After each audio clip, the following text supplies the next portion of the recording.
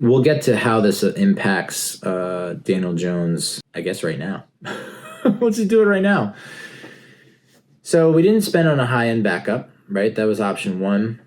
And it really came down to the two that I liked were Tyrod and Jacoby Brissett. But again, it's like when you hand Daniel the kind of contract that you did, it kind of hamstrings you and handcuffs you. So I can see why they didn't bring back Tyrod, considering what he signed for with the Jets. Or you can sign a discount backup, signing a journeyman like Josh Johnson or Trevor Siemian. We did better than that.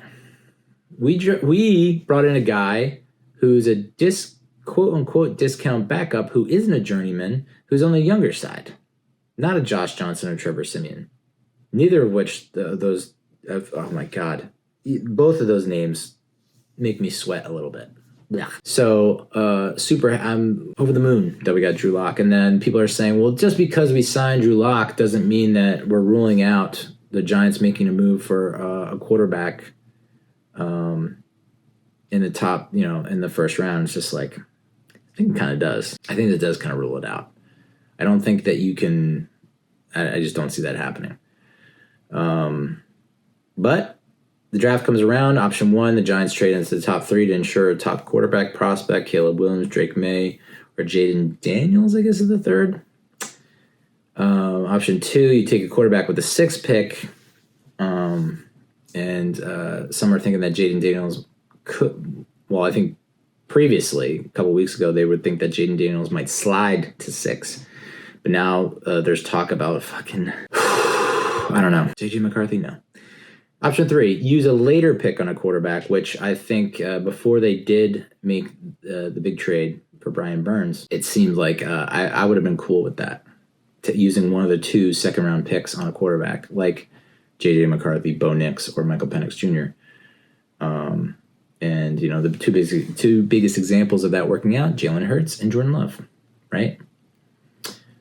Jones is only 26, y'all. Sims, I know I keep bringing up Phil Simms, but Phil Simms was 29 when he had his first full good season as a starter in 1984. Granted, he was 24 when he was drafted, so he's a little bit on the older side, kind of like Eli when he came out of college. Jones will be 27 this upcoming season, and after the season, there's a potential out. So, I mean, how many years in a row are we going to say this is a make or break season for Daniel Jones? But I hate to use Phil Simms. I use Phil Simms as a fucking reason to stick with quarterbacks all the goddamn time. And I think it just goes to show that Phil Simms is just the exception to the rule. I don't think there are many other quarterbacks that can really do what he did. Get hurt repeatedly. Show promise and potential, but get hurt. I mean, yeah, the first fucking 4 or 5 years of his career. And yet they stuck with him. Different time, I get it. That was the early 80s. There's a lot of cocaine. So I get it, but it feels like kind of been dealt a raw hand. That offensive line blew last year. And for everyone saying that, oh, well, look at like what Tyrod and DeVito were able to do. They outperformed Daniel. And it's like, well, different opponents, easier. Some are saying easier opponents. Some are also saying that the offensive, he didn't have his weapons. The offensive line got better. Shit like that. So I don't know. I still believe in Daniel.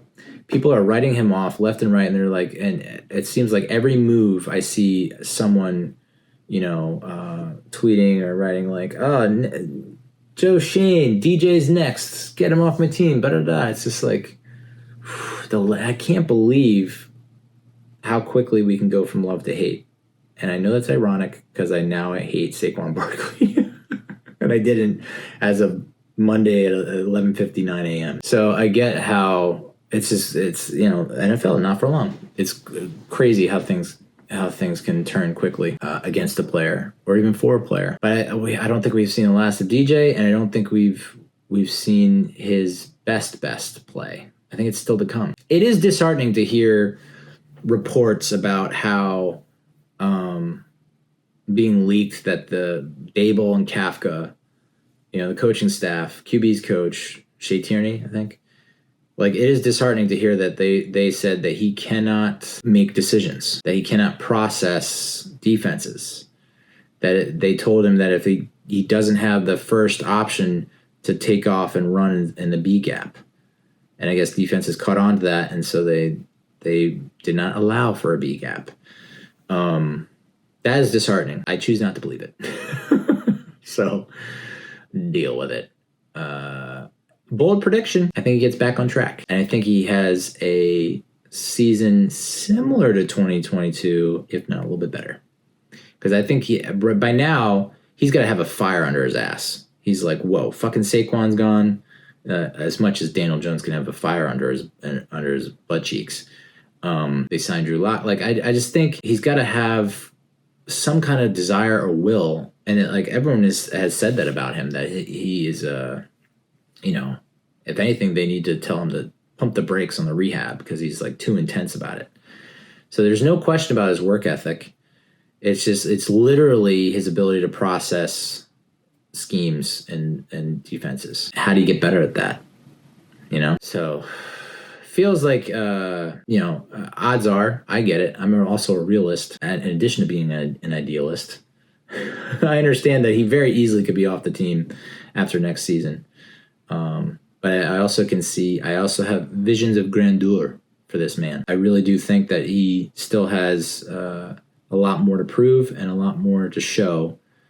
And, we got to see, we've gotten really great, excellent tastes of it, and I've said this before, I'll say it again. You look at a lot of the other quarterbacks that didn't pan out, you never saw those glimpses of greatness. Danny Cannell, Jesse Palmer, Kent Graham, Dave Brown, we went through a shit, Tommy Maddox, we went through a shit ton of quarterbacks, and some of them had some nice plays here or there, but never flashes of, oh, this guy's special. Never. I mean, Kerry Collins comes around and he does stuff that we haven't seen from a Giants quarterback in 5-6 years. It's like, this guy's a fucking cannon. And we have a vertical game now. And, we can let loose, right? Attack downfield. So, in 99, when Collins comes in, it's like, oh, okay, you raise your eyebrows and you're like, we might have something here. Maybe he's gotten over the hump. Like, he's not what he was when he got, towards the end of his tenure with Carolina and then into the Saints. Like, this is a rejuvenated, reborn kind of dude. Is Daniel Jones going to be the next Eli Manning? No. I think we already can officially state that. But can he be more akin to a Kerry Collins, a guy that can get us to the Super Bowl? Maybe not win, but get us there. He has my vote of confidence. And if you're sitting there saying, well, why would you want a guy that can just get us to the Super Bowl and not win a Super Bowl? What the fuck, Neal?